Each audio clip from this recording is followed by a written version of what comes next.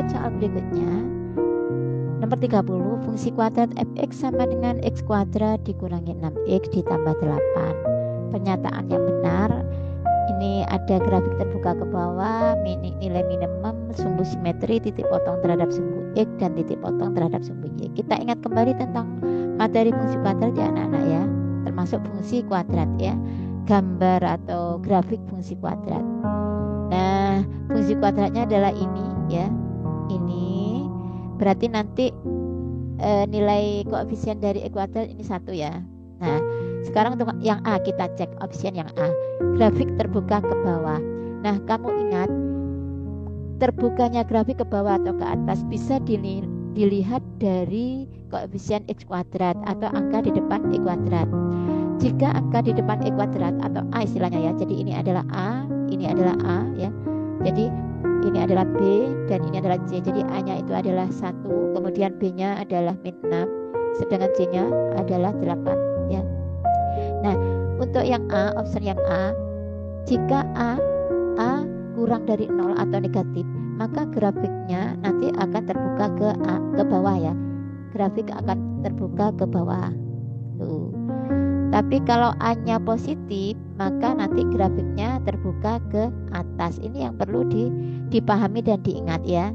Jadi kalau A negatif nanti ke bawah, jadi gambarnya nanti gini. Nah, kalau A-nya positif gambarnya nanti gini, jadi terbuka ke atas. Nah, pada fungsi kuadrat ini A-nya adalah 1, berarti positif, berarti dia nanti akan terbuka ke atas, sehingga untuk yang A ini adalah jawabannya salah ya, jangan dipilih. Kemudian yang B ini terkait nilai minimum atau nilai maksimum. Jadi nilai itu ada 2, minimum atau maksimum, tergantung dari bentuk grafiknya ya. Nah, kalau grafiknya ini adalah terbuka ke bawah atau ke atas ya, drawingnya terbuka ke atas, berarti ini nanti nilainya nanti menjadi nilai minimum karena ada pada titik terendah ya. Jadi nanti nilai minimum. Nah, pernyataan yang B itu sudah benar nilai minimumnya ya. Kata-katanya itu ada nilai minimum benar, tapi kita lihat apakah nilai minimumnya itu adalah negatif 1. Nah, bagaimana rumus untuk mencari nilai minimum? Ini nanti terkait nilai minimum atau titik ya. Titik minimum itu adalah min B per 2A ya. Min B per 2A, F min B per 2A ya. Nah, jadi nilai minimum itu adalah ini yang nilai F, nilai fungsinya. Sehingga untuk mencari nilai minimum kita mencari dulu nilai X-nya. Jadi ini kita cari dulu. Jadi min B per 2A kita cari dulu, min B per 2A, ini nilai X-nya ya, sama dengan min B per 2A. Maka min B-nya adalah min 6, ini kita lihat B-nya min 6, ini tulis min 6. Kemudian 2 kali A-nya adalah 1. Kita lihat ini A-nya adalah 1 ya. Berarti min jadi plus, jadi 6 per 2 sama dengan 3. Nah, ini adalah X sama dengan 3 ya, X-nya sama dengan 3. Kemudian kita cari nilai minimumnya ya, nilai minimumnya adalah Fx.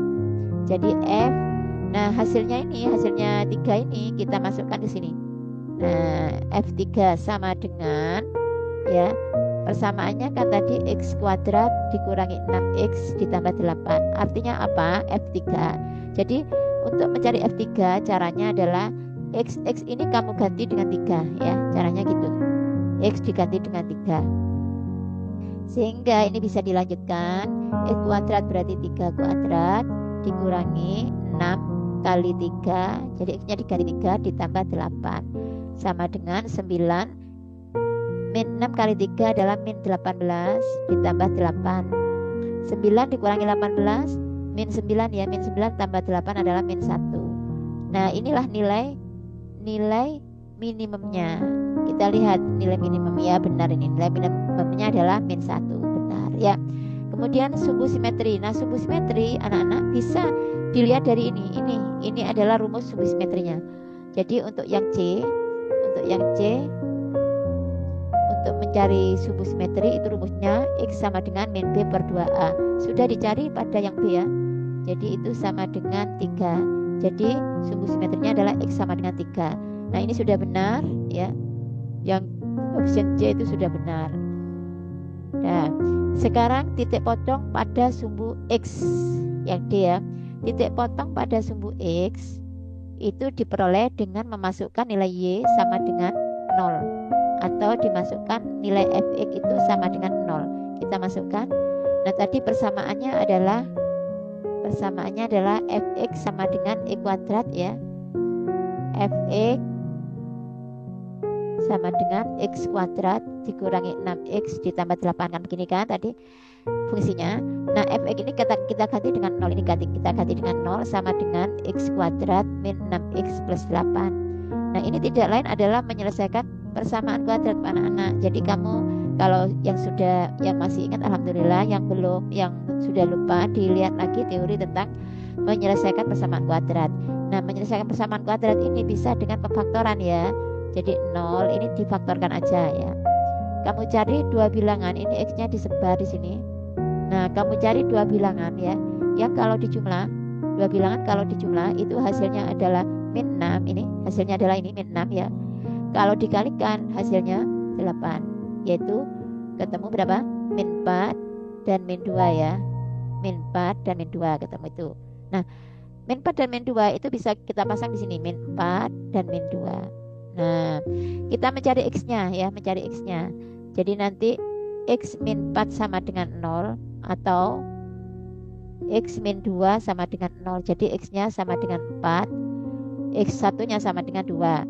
Sehingga titik potong terhadap sumbu X adalah, jadi titik potong sumbu X, titik potong pada sumbu X adalah 4,0 dan 2,0. Ini jawabannya. Kita lihat option D. Ternyata benar ya. Ini sudah benar. Nah, sekarang titik potong pada sumbu Y yang option E ya. Titik potong pada sumbu Y itu rumusnya adalah 0, C. Nah, kamu lihat ini C-nya kan ini ya, C-nya 8. Berarti titik potong pada sumbu Y yang benar adalah 0,8. Nah, di sini tertulis 0,-8, berarti ini salah ya. Salah. Sehingga jawaban yang benar adalah B, C, dan D.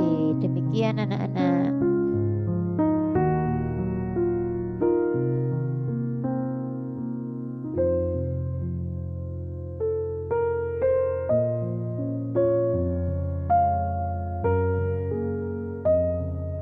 Oke, kita lanjutkan. Nomor 31. Diketahui segitiga ABC A min 2,5, B 0,1, C 2,5 dirotasikan dengan pusat 0,0 ya. Dengan sudut putar 90 derajat. Tentukan koordinat bayangan hasil rotasi. Nah, ini kamu harus ingat pada rumus ya anak-anak ya.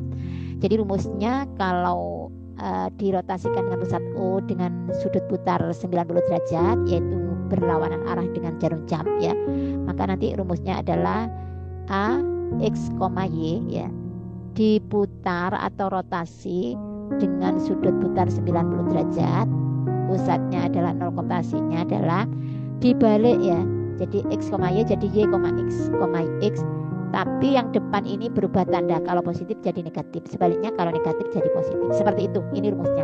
Yuk kita lakukan. Sekarang untuk titik A ini min 2,5 ya, kita rotasikan sehingga menjadi A aksen. Ingat dibalik dulu, jadi ini 5, min 2. Kemudian yang depan berubah tandanya jadi negatif sehingga min 5,2, min 2 ya. Kemudian titik B itu 0,1 ya. Kita cari B aksennya atau hasil rotasinya titik B. Dibalik dulu 1,0, yang depan berubah tanda. Kemudian yang C 2,5 ya. C aksen dibalik dulu 5,2. Kemudian yang depan diberi min ya. Kalau min jadi positif. Jadi inilah jawabannya. Demikian, gampang sekali ya.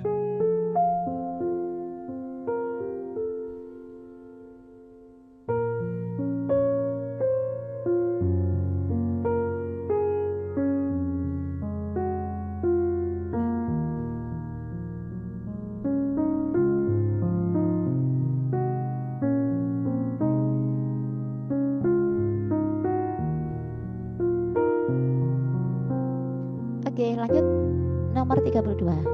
Diketahui titik P 3,-7, tentukan bayangan hasil refleksi ya, refleksi terhadap sumbu Y atau pencerminan terhadap sumbu Y. Ingat anak-anak, untuk pencerminan ini ingat rumusnya ya. Jadi ada misalkan A X, Y direfleksikan ya, refleksi terhadap sumbu Y. Maka nanti A aksennya ini tetap tidak usah dibalik, jadi X, Y. Namun nanti angka yang depan ini menjadi tandanya berubah. Kalau positif jadi negatif, negatif jadi positif. Oke, berarti kalau B 3,7 refleksi terhadap sumbu Y, maka B aksen adalah tetap 3,7 ya, tapi yang depan yang berubah. Jadi hasilnya adalah min 3,7. Oke, mudah ya. Oke, alhamdulillah.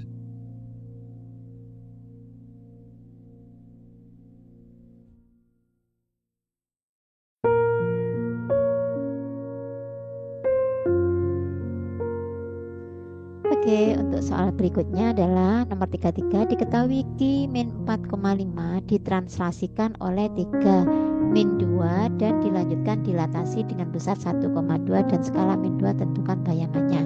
Nah, di sini ada kata kunci translasi dan dilatasi ya. Ini kalian harus ingat rumus dari translasi ya. Jadi untuk translasi atau pergeseran itu ada rumus jika B X, Y digeser sejauh AB, maka untuk mencari B aksennya tinggal menambahkan anak-anak. Jadi nanti X tambah A ya, koma Y tambah B. Jadi tinggal menambahkan pada poin-poin yang ada ya, X tambah A. Jadi bilangan pertama dengan bilangan pertama, bilangan kedua dengan bilangan kedua. Oke, kita kerjakan untuk Q. Tahap yang pertama ya, min 4,5 ditranslasikan 3 min 2. Maka nanti Q aksennya adalah min 4 ditambah 3, kemudian 5 ditambah min 2 ya. Nah, seperti ini. Sehingga Q aksen menjadi min 1,3 ya. Nah, ini. Kemudian dilanjutkan dilatasi. Sekarang dilatasi dulu, dilatasi. Ini pusatnya tidak 0,0 anak-anak, tapi pusatnya adalah A, B. Di sini 1,2, pusatnya A, B. Nah, rumusnya gini. Jadi kalau ada B, X, Y dilatasi dengan pusat A, B ya, pusatnya A, B bukan 0,0. Kemudian skalanya adalah K, maka nanti B aksennya menjadi, perhatikan rumusnya ya, K dikalikan X, jadi bilangan pertama X ya, dikurangi bilangan pertama dari pusatnya ini A ya, dikurangi A ditambah A, jadi dikurangi A ditambah A gitu ya. Kemudian yang Y-nya nanti K Y dikurangi B dalam kurung ditambah B. Nah, ini rumusnya. Jadi perhatikan dan dicatat benar-benar. Nah, sekarang ini Q aksen ini kan sudah ada ya. Jadi ini kita cerminkan, kita dilatasikan ya. Q aksen min 1,3 didilatasikan dengan pusat 1,2, kemudian K-nya adalah min 2. Nah, kita masukkan rumus anak-anak ya. Jadi nanti Q aksen double ya, karena 2 kali transformasi ya. K-nya berapa? K-nya min 2, tulis di sini min 2. X-nya berapa? Jadi ini X ya, ini Y, kemudian ini A, ini B ya. X-nya adalah min 1. Jadi min 1 dikurangi A-nya adalah 1. Nah, ditambah 1. Kemudian yang Y sekarang K adalah min 2, Y-nya adalah 3, dikurangi B-nya adalah 2, ditambah 2. Nah, seperti ini. Lanjut kita hitung min 2. Nah, yang dalam kurung dikerjakan dulu. Negatif 1 ya. Negatif 1 dikurangi 1 menjadi negatif 2. Nah, ini ditambah 1, negatif 2. 3 dikurangi 2 adalah 1, ditambah 2. Oke, lanjut. Geser dulu layarnya. Dah, kemudian yang perkalian anak-anak di yang depan ini dikalikan dulu. Min 2 kali min 2 adalah 4 tambah 1. Yang ini min 2 kali 1 adalah min 2 ditambah 2. Nah, sehingga hasilnya adalah 5,0 ya. Nah, ini bayangannya. Oke, mudah ya anak-anak ya? Mudah, insya Allah. Alhamdulillah.